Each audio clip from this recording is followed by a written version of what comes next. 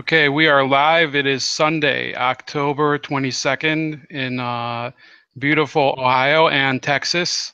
I'm joined with somebody from Brazil, a country known for bossa nova music, the World Cup, Pelé, obviously, and a lot of beautiful women and a lot of, well, dudes that are in better shape than Americans, that's for sure.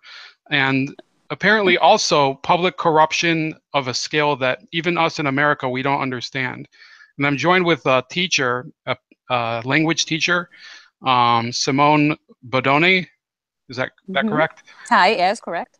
And she's going to tell us about the experience of Brazil and herself personally under the past two presidents, and perhaps even the current guy Temer, with Mm-hmm. Brazilian corruption and how it is. So, uh, first of all, please introduce yourself, how you came to live in the United States, and how it is that you came to believe what you do now that both Rousseff and Lula are under trial for corruption. Okay. I'm Simone Bononi, and I'm a teacher from São Paulo. I'm also a business owner, and I came to live in the United States because my husband is American, and so I've been back and forth from Brazil to United States for 12 years, and now I'm living here. Um, well, the like I said, Lula, we believe it in him. That's why he won. And during two mandates, life was very good, economically speaking. And when life is very good, if there are scandals or if there are problems in among them, the politicians, unfortunately, we're humans, we don't care much. And I couldn't believe that my president would do something to harm us. So he, how I'm going to explain this to you, he put Dilma there, and Dilma Rousseff was good president for a while as well. But then we start to feel the economy not doing so well. Are you still there? Yes, I'm still here. Yeah. Okay. I mute the Okay. microphone that way we Oh, all don't lose right. the picture while you're Okay. answering. All right.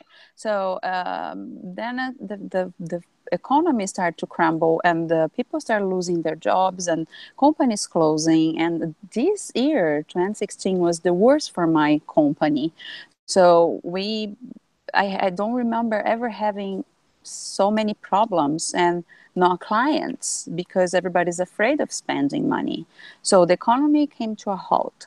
It stopped completely, and now it all started because Dilma, um, she sold or she bought a refinery in California, in Pasadena, and it was like 10 times more the price. It wasn't worth it what she paid. So nobody knew why she did that and where the money really went.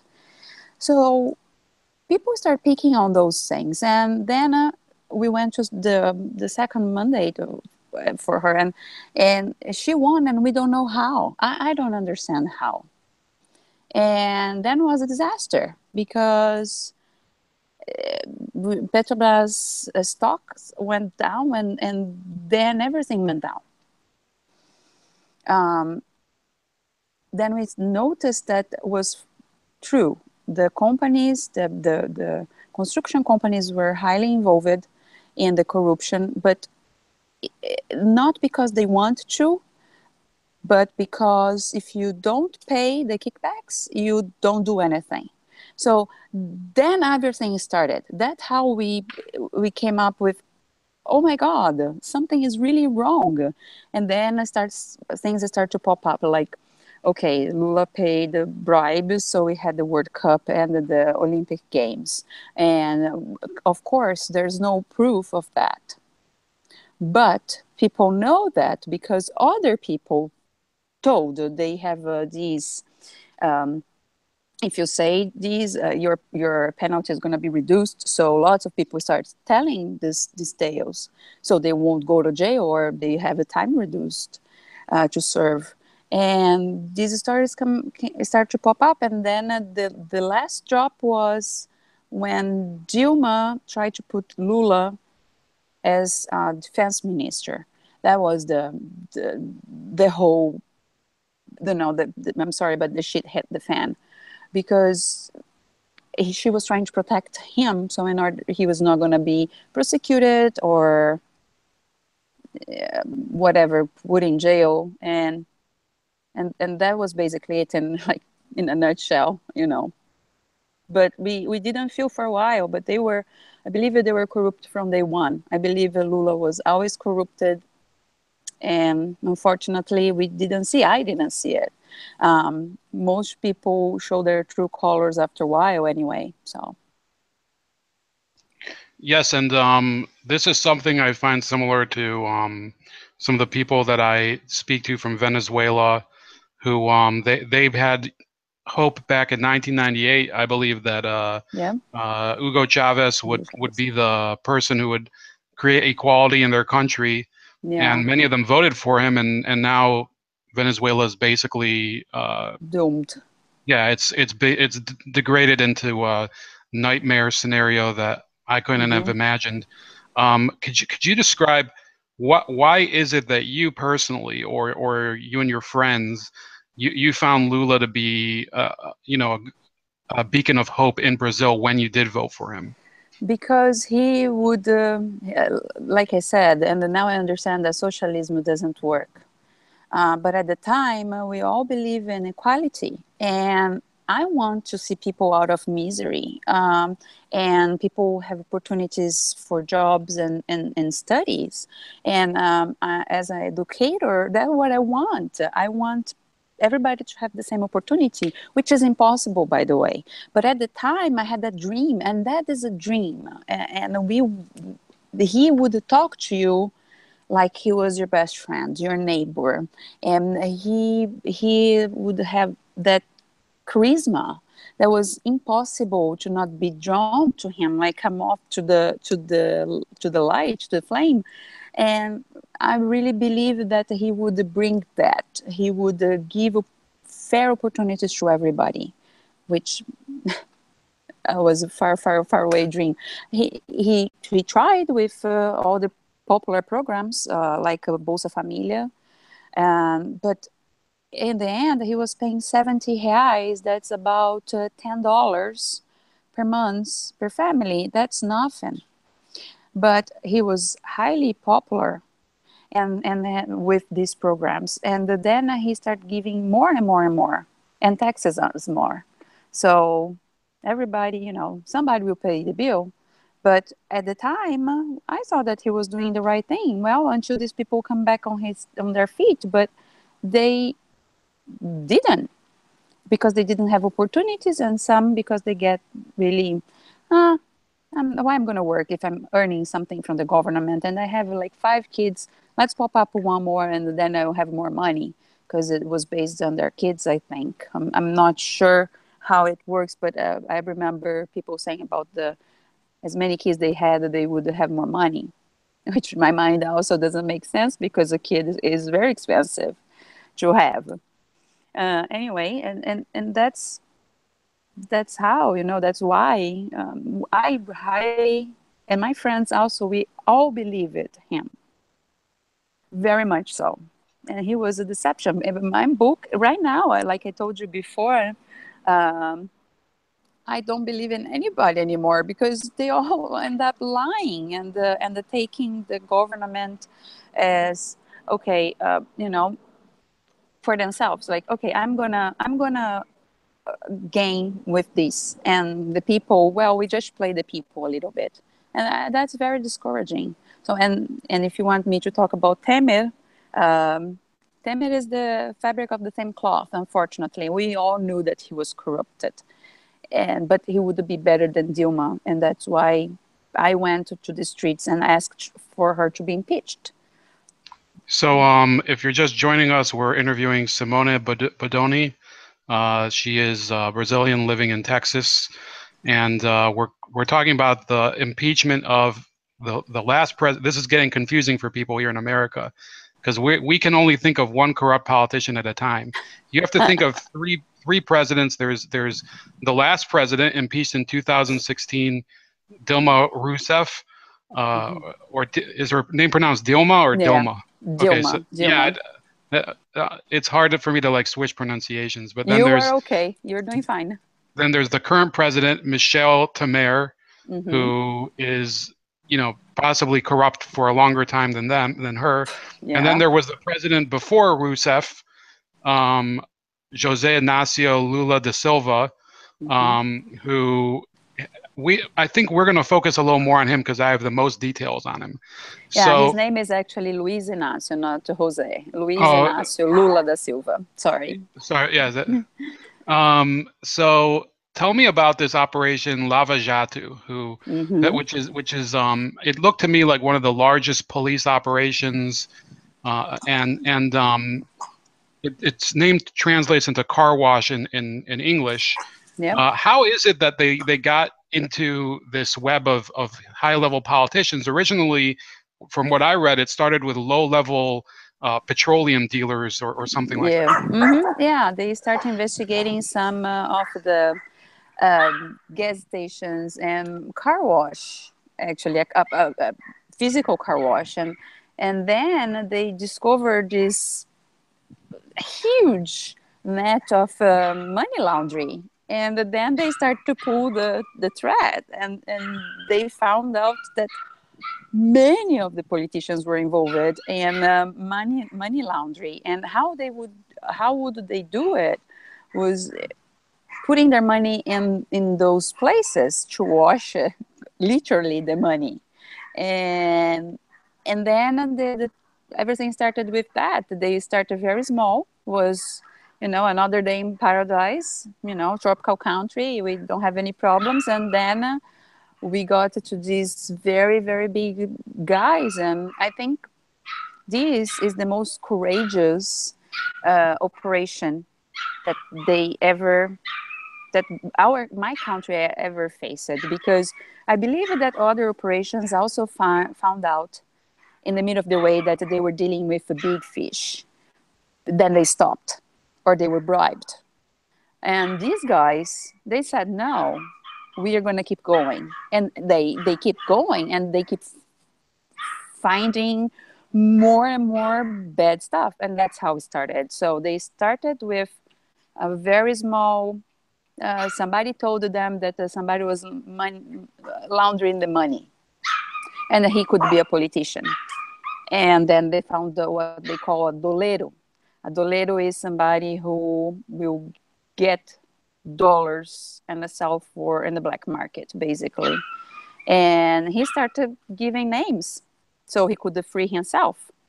And there we go. Then you have it. So the dolero was involved with that gas station or car wash place. And that's how it started. So.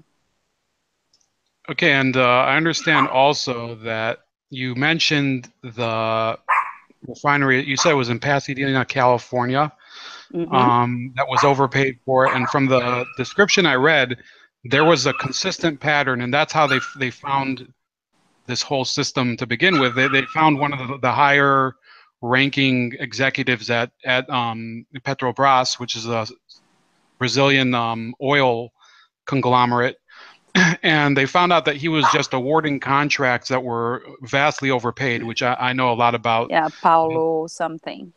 Yeah, it was. I have his name here Yeah, I somewhere. forgot his name because there are so many of them. I Well, can't keep up. that's one of the things that I'm somebody I've researching this. I was trying to be fair because I do believe in innocence until proven guilty. But Mm-hmm. um, you know, based on what I've seen, Brazil has a economy where that company Petrobras, which is, I think it said one of maybe the 56th largest company in the world, Yep. is owned by the government. The president and Lula, Mm-hmm. Presidents Rousseff and Lula were on the board while Mm-hmm. this was happening. Mm-hmm. Do you think Yeah, that? many Brazilians, I've seen that Lula is very high in the polls among some of them, but do you think many Brazilians are starting to lose the belief that Brasilia should be managing Petrobras? Yeah.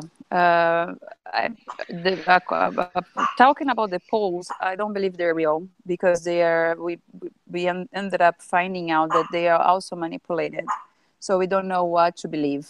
Yes, there are people who still think Lula is innocent and Petrobras should be privatized because it's just a way for them to steal the money from the public. Even the Tupi field that became impressed out, they cannot even explore that anymore because they don't have the money anymore.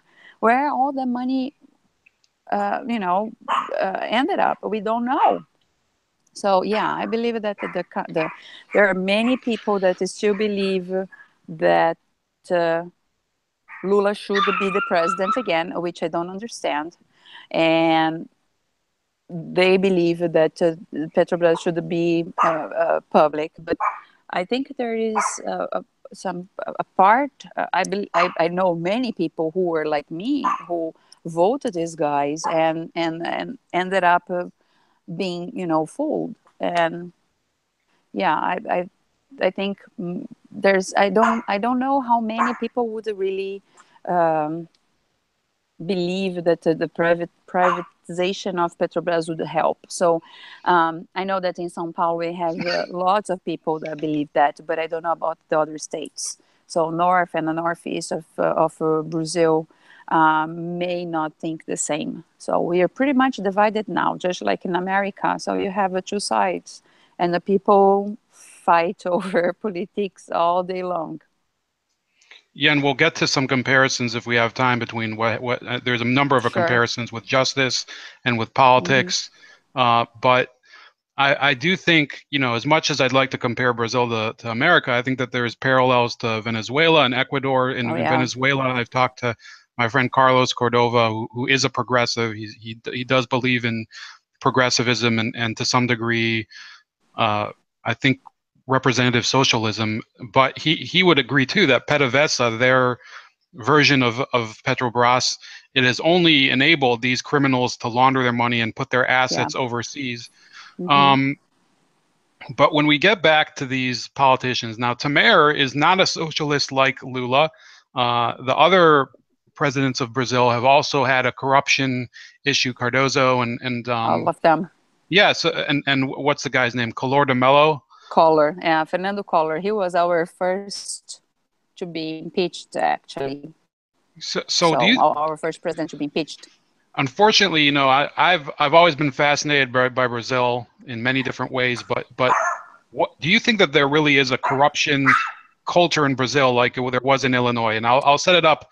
In Illinois, I read yesterday and I'm not from Illinois, I'm from Ohio, but there's this saying that they had in the book I was reading that says corruption equals monopoly Mm-hmm. plus power minus accountability. Do you think that's the way it works in Brazil, or is it a different cultural issue? No, unfortunately, I think it's a culture issue.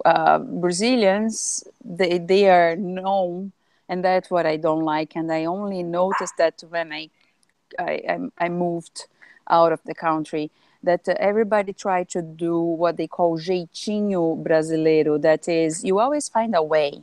You bribe somebody. And that sounds minor, but everybody does it.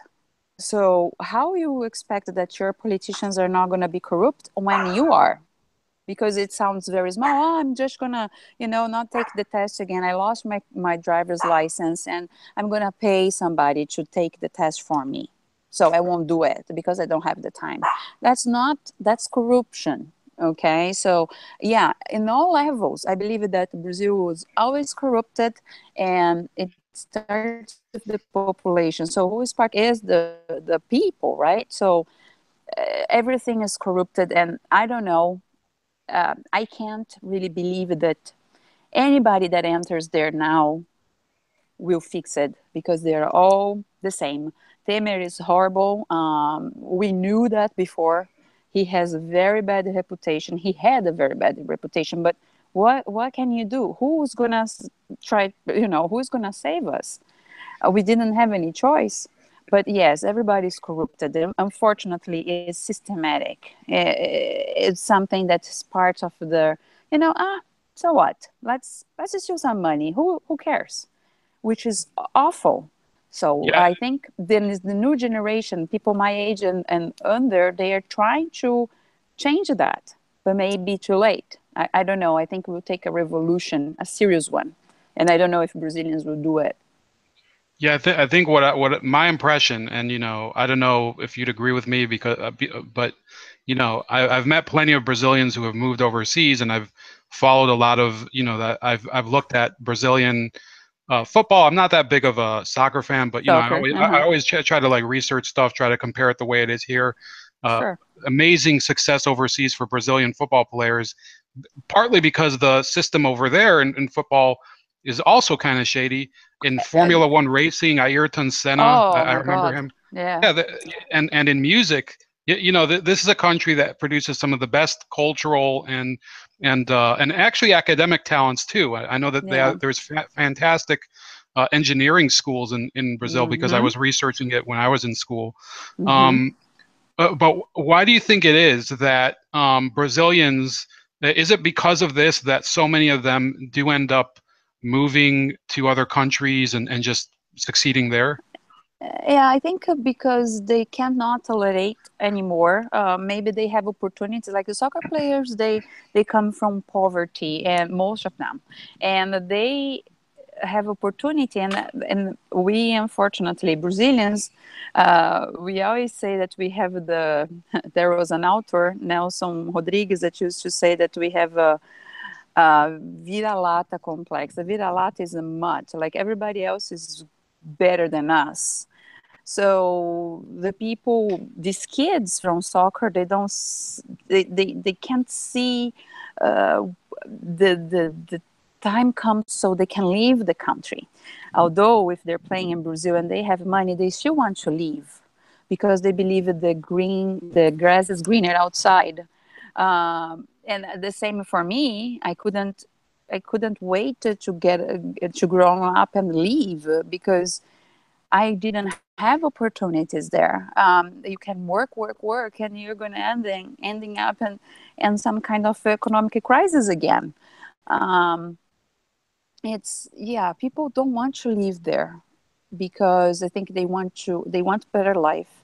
They don't want a place that's so corrupt, and I think they really believe that other places are better and give you more opportunities, and your money is not going to end up being stolen. So that people who really study and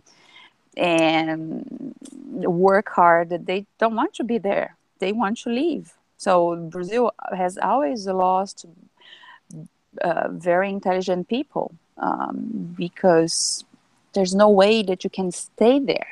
If you want to do research, for example, you will face a lot of bureaucracy, unfortunately, and you can't do your job. You just can't. So things become too hard, I think. So.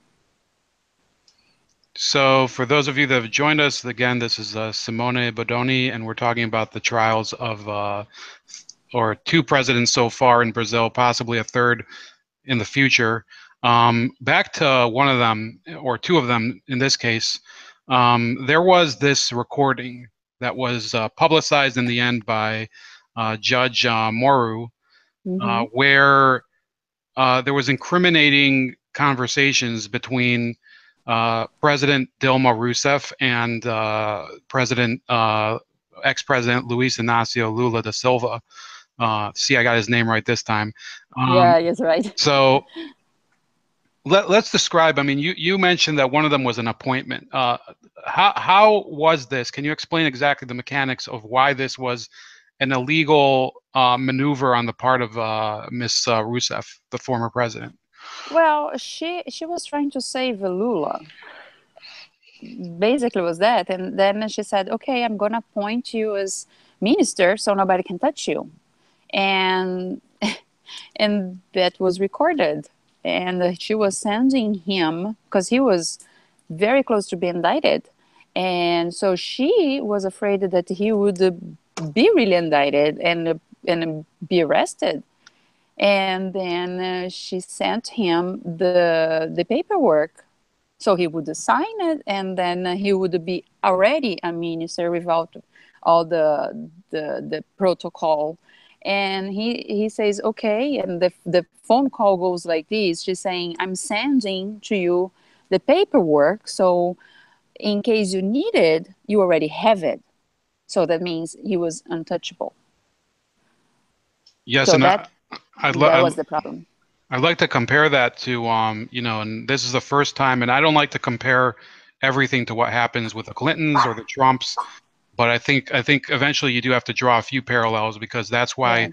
I think we have to pay attention to America. During the Clinton email scandal, there was a pre designation of immunity for most of Hillary Clinton's IT staff, and they ended up recommending no indictment. Usually in America, when you give immunity, for those of you that are listening, it means that there's evidence that's being transmitted that could go against the case of one of the defendants. In this case, would probably be Hillary Clinton or one of her aides, such as Uma Abedin.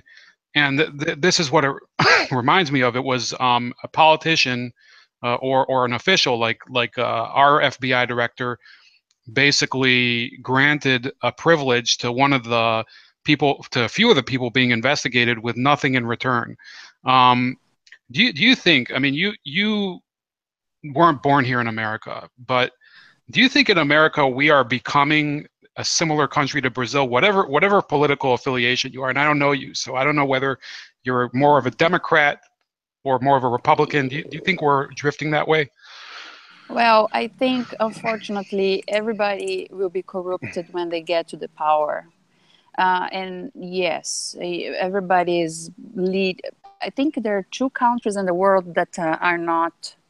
They don't get that level of corruption, or they don't show it. But here, I think yes, people are doing things like in Brazil. We always said, people are not ashamed and they don't hide they are corrupt. Here, they probably are corrupt, but we don't know. But nowadays, I think people really don't care and start show, because what are the consequences? Are there consequences? So, yeah, I believe that unfortunately, everybody and the ended up being corrupted. Yes, here in the United States, I feel the same. So the Clintons, Bush, if you go, start to research things, you see that there are many points that are very shady. And now with Trump, I also believe that he's going to help his buddy. So yeah, I believe that is pretty much the same, unfortunately. Yeah, I think that, like you said, the polarization is really a problem. Now, I'm not a person that I have, deep hatred of Donald Trump, but what Yeah, I've me seen, neither. what I've seen kind of is, I'll have a real issue where I disagree with him, especially in terms of the environment and and his closeness to oil interests. And I Yeah. want to talk about it. Nobody's interested because they want to talk about his hair or about his tapes they or things they like that. lose the main point. It's so superficial, and Yeah. I'm not going to say whether I could vote for him again. I could not vote anymore. There's been elections where I haven't voted, and unfortunately, in I think we take it for granted in America that we have at least a semblance of law and order, whereas um, in Brazil, you've had for years, and this is kind of a clumsy segue, but I remember during the World Cup and the Olympic preparations, there were these riots. These neighborhoods were being knocked down. They were being replaced by facilities for those sports events. And as Yep. you alluded to, eventually there were a bunch of scandals linked to that apparently led to kickbacks to higher officials. Hmm. Um, what do you think is the legacy of those events in Brazil, whether it's the World Cup or the Olympics? Do you think Brazilians now regret hosting those and that they've actually lost from them? Well, we didn't in the first place. We didn't want to host them, and we didn't have the money to host them. They were just, at first we thought, oh, how great, it will bring a lot of jobs for us, which most people didn't see those jobs, and people who want to work were most voluntary. And yeah, we regret it. We have white elephants everywhere, with stadiums that nobody will ever touch it again because it's in the middle of the jungle. Who's going to play there? Lots of places that were turned down or demolished. They build those huge places and they're not being used. So yeah, we regret it. It was a lot of money that and during those constructions that they were taking advantage of the construction and overpriced them. So the politicians would take the money. We knew that has always happened with constructions. It takes 20 years to build 5 kilometers of road in one of the main cities of the country. So of course there are problems, and they had to build very fast, and they almost didn't make it, but they can make it fast. Everything. So yeah, I regret. I can't tell by, with my friends, my family, we regret for sure. I was shameful. It was very shameful. Yeah, and I think one of the things that I noticed, and I think I noticed it about 2 years ago, because again, I mean, Brazil is a soccer football crazy nation. America, Yeah. we build stadiums for high school teams that could be ready for pro teams, and Mm-hmm. the waste in my mind is so great. And I was looking at the map of these stadiums. Some of them are in Manaus, which Yeah. is all the way deep in the jungle. Which, no Exactly. disrespect to them, but now that the World Cup is over, who is going to need a stadium that needs 44,000 people? Not that Exactly. there's no real. I don't think there's a premier level team in Brazil that plays there. No, not in Manaus. In Manaus, if you think it's so humid and rains all the time, who wants to play there? Like I said, it's just a waste. And I think when I read about the Brazilian football culture, a lot of it seemed, people were okay with it being both a street sport, a beach sport, something more down at the grassroots level, where you didn't have this artificial glitz and glamour. And I think that's kind of very odd to me. Do you think that there's a contradiction between they're called the PT, right? The Partido Uh-huh. Trabalho. That Trabalhadores, o Partido dos Trabalhadores. Trabalhadores. It will Yeah. be the Workers' Party. So they came to power. They were talking about making Brazil a country for all Brazilians, and with these two events, it's like they hoard their country off to the most superficial industry in the world, which is international sports, which is full of corruption. We see now with Qatar and FIFA. Yeah. How did Brazilians reconcile that between the rhetoric of President Lula and what he ended up doing with these two bids? Yeah, again, we feel like we've been cheated on, he promised the paradise and he brought us hell. So, and he spent our money in these, and we, it's just not right. He should have really put his mind on the public and helping the public to get better jobs, better education, better this than that, and then he goes and lobby for these two huge events that we didn't have money to do it. So he used taxpayer money, and we don't have money for anything else. So yeah, I can only talk for myself and maybe for my family. We are extremely disappointed on him. Once upon a time, like I said, we believed in him, and he became another person when he entered the power.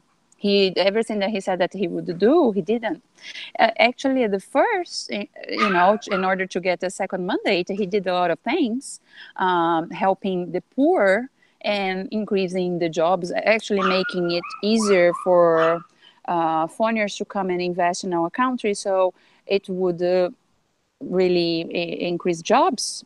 But that was it. Then the moment we have the scandals with Pasadena, Petrobras, and everything else, all these investors left. So everybody who got jobs, now they're unemployed.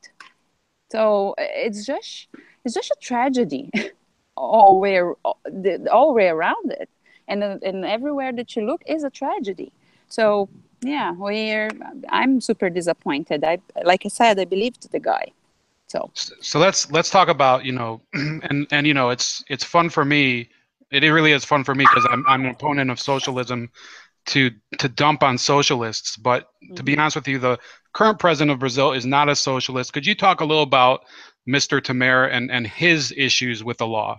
Yeah, well, Temer has been shady from day one, and people really didn't like him, and we never thought that he would ended up being president. And I don't think people really care when they vote that they're voting actually for as well. I care. And I didn't vote for Dilma in the last election. I actually put myself out of the country so I would not vote anybody because I didn't have any candidate. And that's sad because our right to vote was earned, and many people were arrested and was earned. So we should be proud of being able to vote, but it all becomes so convoluted. So Temer he was shady before in his party, the PMDB, and then now that he's in there, he started pay again kickback, so he keep his people on power, so they were not gonna just leave, which is super sad because at least we thought, well, maybe the guy is gonna try to do something nice so he can stay in the power and maybe run for president, and we're gonna have 2 years of peace, but no. He is very corrupt. He paid a lot of senators, and the last one was he. I don't really recall who was this person, but the guy was found running with a bag of millions of reais and from a pizza place where they had dinner. So who paid this guy? So if Temer was there, yeah, of course he was paid by those people. But why? To buy his silence, to buy whatever he knew, or just for him to lobby to other people to stay in the government. So yeah, he's as bad, and now he's being investigated as well, and that will be the first president to be investigated in when he's still in the post as president. So he is really, really bad, and we don't really know what's going to happen. I don't know what's going to happen because he cannot be impeached. He bought people from the high judges to the lower house, and people were telling what he is, but I don't know if anything really is going to happen to him. He is a bad guy. Like I said, he wouldn't be with Dilma and Lula if he wasn't bad. So he was the vice president. Of course he's bad. In my mind is like, of course this guy's bad too. Why he would be the vice president of a corrupted person for two times? Why? For me, he's bad as well. Okay, so we're getting to the future now, and I'd like to bring up a name. Now, we think of our president as looking and acting a little weird, Donald Trump, but you guys have a person down there who could be the Brazilian Donald Trump, Mr. Silvio Santos, or yeah. And I'm looking at his photo. He might be stranger than Donald Trump. Whether you like Trump or not, there's and yesterday, by the way, for those of you that don't know, the Czech Republic apparently elected as prime minister a guy who is their version of Donald Trump. So, it might be some sort of weird trend here. What's your opinion? Does this guy have any skills that he could use to change Brazil? or would he kind of just fit into this whole patchwork of corruption that we're talking about? He doesn't need to be corrupted. He is very wealthy, but he's very old. I don't think he would run. Right now, our version is actually the mayor of São Paulo, Doria, João Doria. He started a brilliant mandate in São Paulo and helping people and creating jobs and cleaning up the city. But right now, we start seeing he's making alliances with the wrong people. So he's going to run for president. Silvio Santos is not going to run, but I think I would vote for him. He tried many years ago. I was a kid, and I remember. I think he would be a very good president if he could run. I like him. I think he would. He knows how hard it is to come from nothing, because he came from nothing, and he built an empire by himself.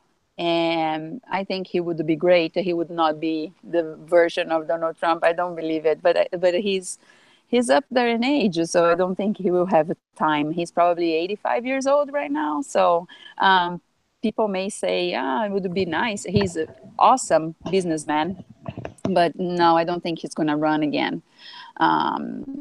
It's going to be João Doria, and he is a businessman. He is a billionaire, and I don't know exactly where his money came from. I think it was family or earned from his father, pass on.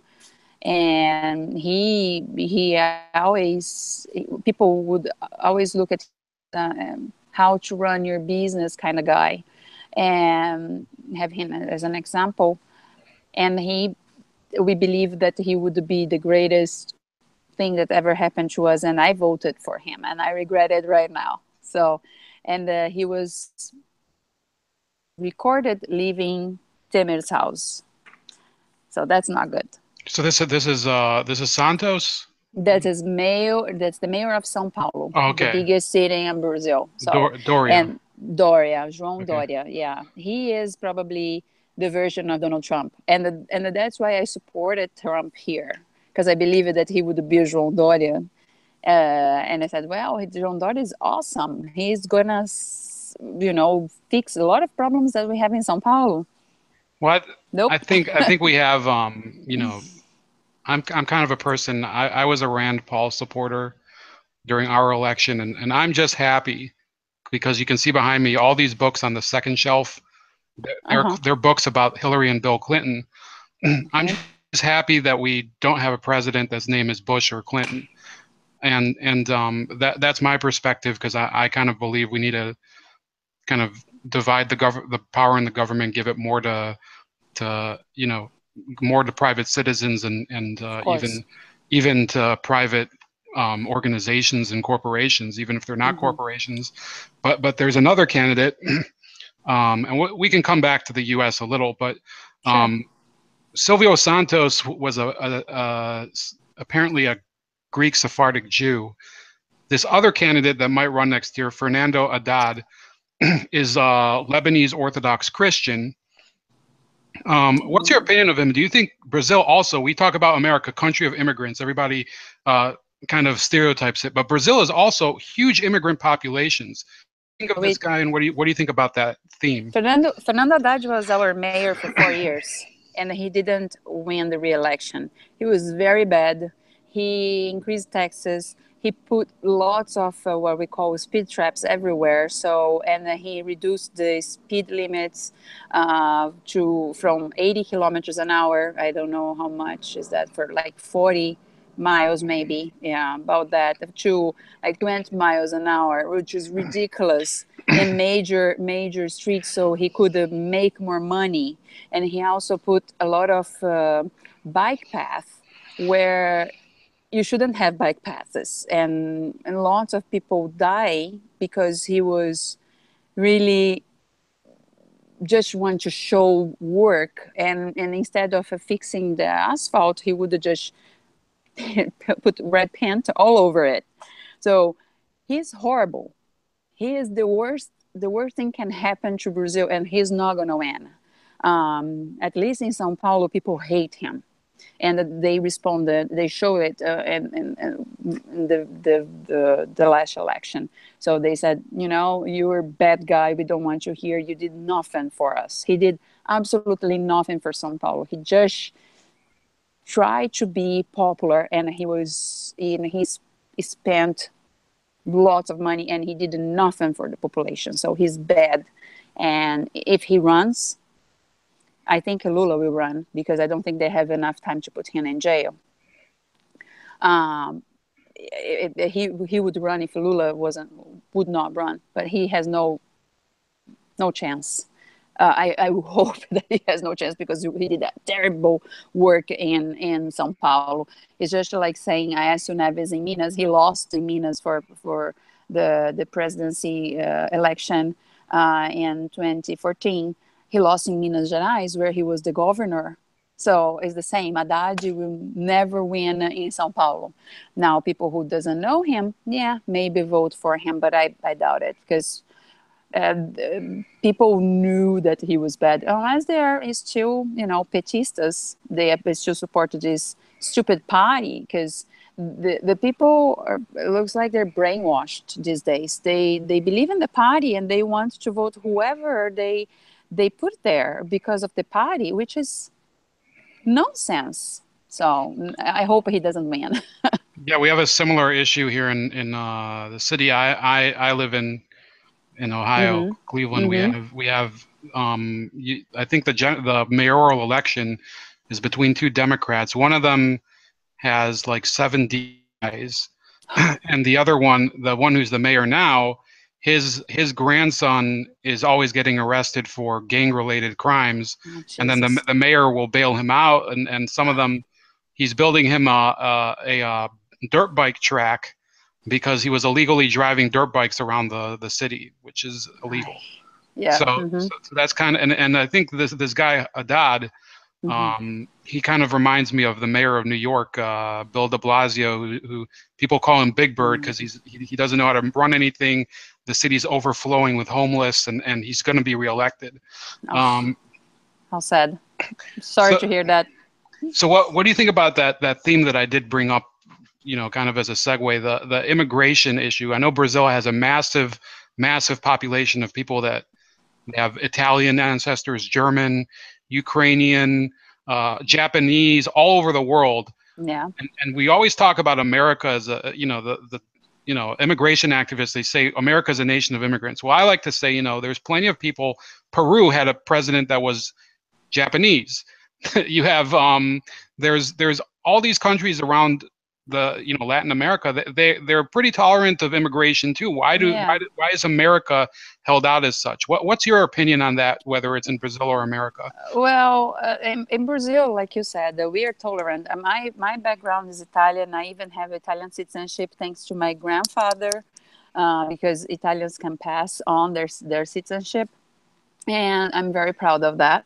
But I think the immigration, at the time these Europeans or Asian people came to Americas, to all Americas, they were running away from wars. And right now, we don't have an issue in Brazil. We don't care.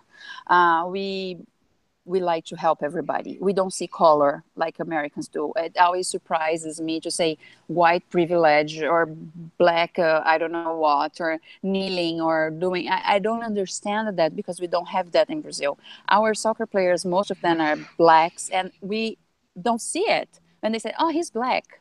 So, AKA Pelé, so who cares? He was the greatest player ever.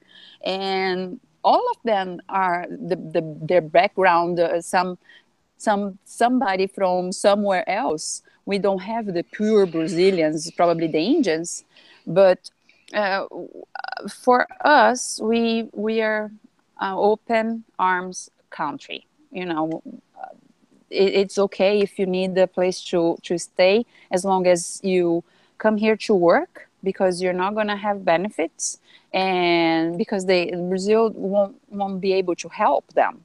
But now we have lots of Venezuelans, and break our hearts, because they need help. So who are going to turn them down? So we let them in Now we are overflow with Venezuelans, and we always find a way to live in peace and try to give them jobs and stuff like that. Now, here in United States, people were very intolerant of all races.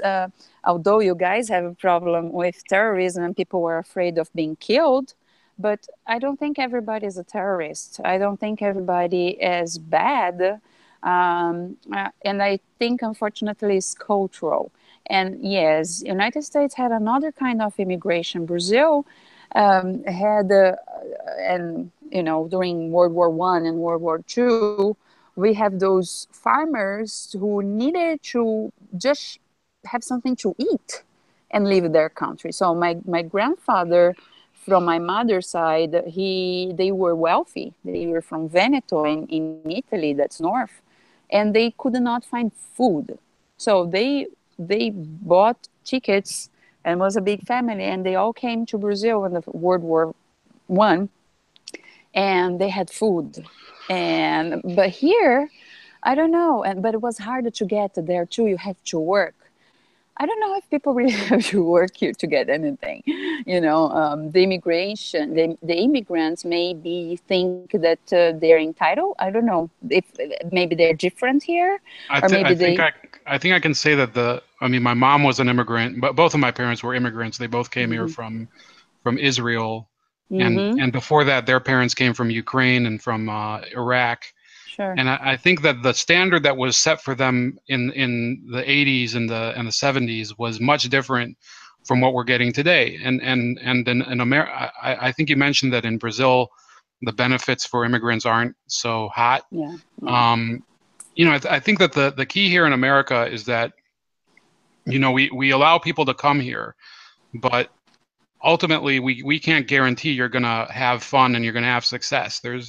There was you know, generations of first of all, the language issue. When hundreds of thousands of Polish immigrants came to the United States in the early 20th century, we didn't change the system so that all the signs would also be in Polish or in Italian or anything. We made people learn English. In America, of course.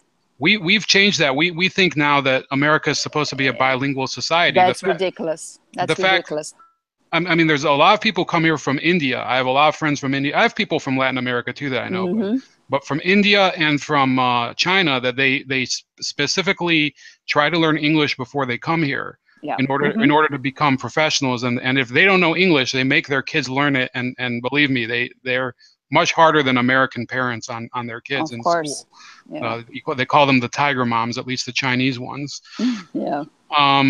So I guess we'll have like a couple more topics in terms. I don't see any questions in the chat, but you know, what's happening here in the United States.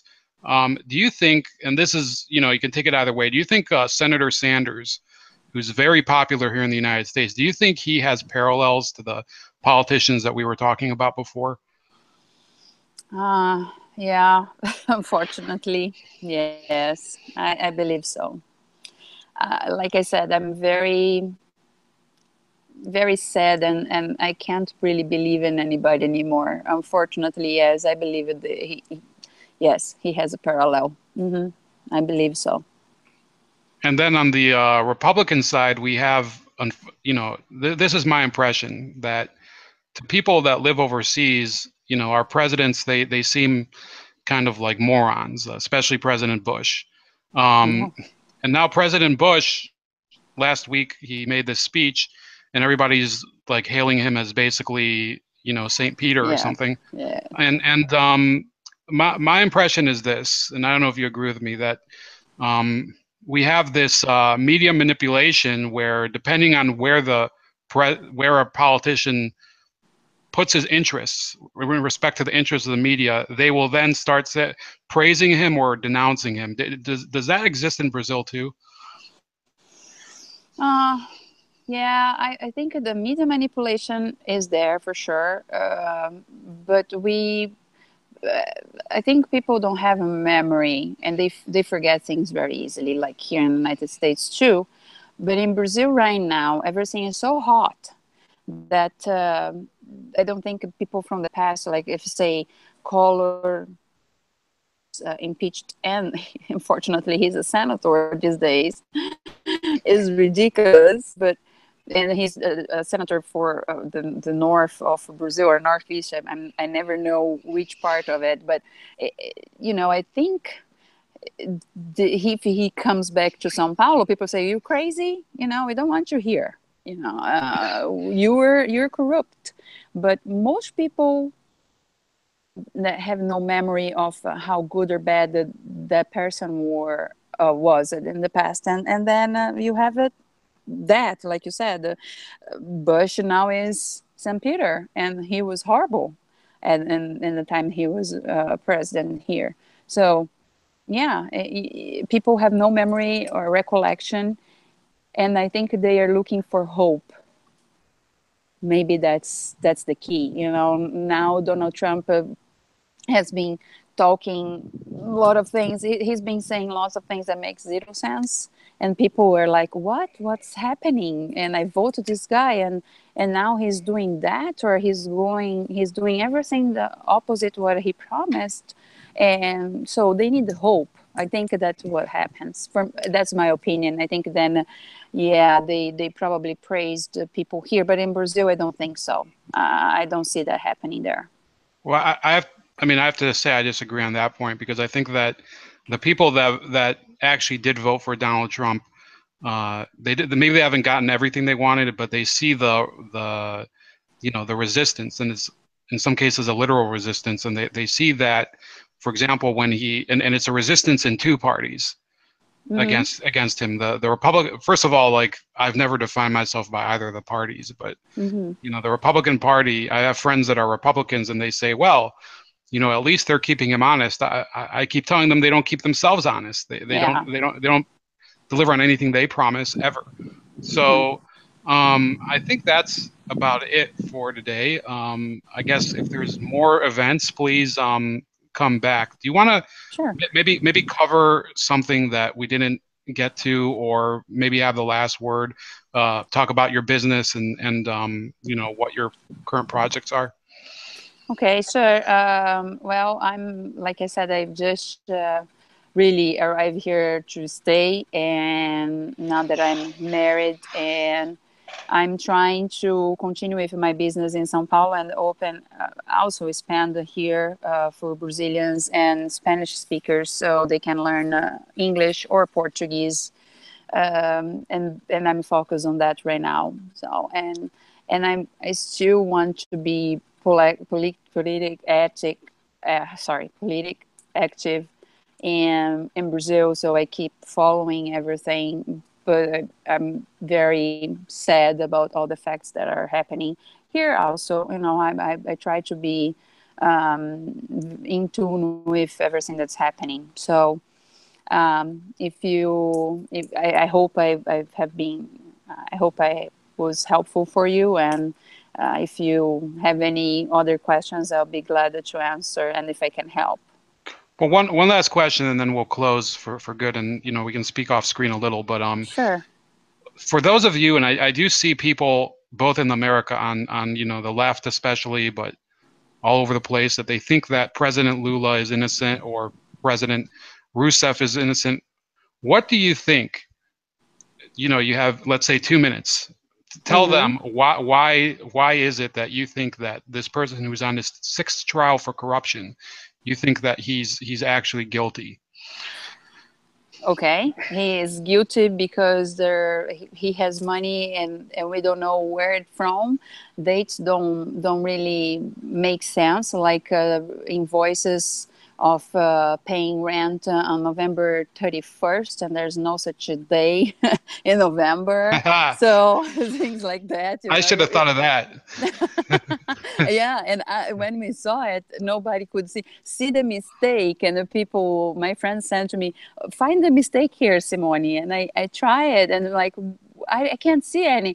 Right here, November is not 31st. So you just have there is no such day in November. So and on and on and on, and they keep saying there's no proof. Okay, but look at the money, where it came from. They don't know. he can't say.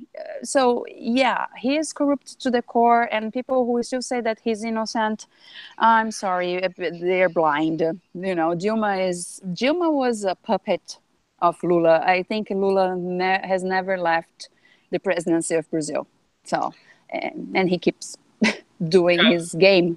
I have the same experience. I have more friends who are Democrats than are Republicans, and I try to explain to them, and I'm not claiming that Donald Trump is clean, but I remember explaining to Uh, them, what do you say when President, you talk about Russian influence, when in 1996, when I was a kid, President Clinton accepted envelopes of cash from the Chinese government directly in the White yep, House, and nothing yep, happened. And yeah, they're like, well, exactly. that something like that. China's a cool country. That's basically No, their. it's not. Yeah, they're like, oh, I don't know about China. Nothing. China. What about Mugu Gai Pan or sweet and sour? They will not answer the question. Hmm. And I think people, and this will be the end. People have to realize that the law doesn't care. It shouldn't care. I think Hmm. about who Hmm. you like, Hmm. because in the end, um, if it does, then there is no system. It's just a stupid show and charade for people to enjoy and eat popcorn with. Yep. So I want to thank you, Simone Bononi. Please send me the website for your business, and I can put it in the Sure. description Thank for you. for people in Texas and around the world that are Hmm. interested. And please, you're welcome to come back. And this was Bold Like a Leopard, the Troll Tribune, episode 13. And tune in next time. Thank you.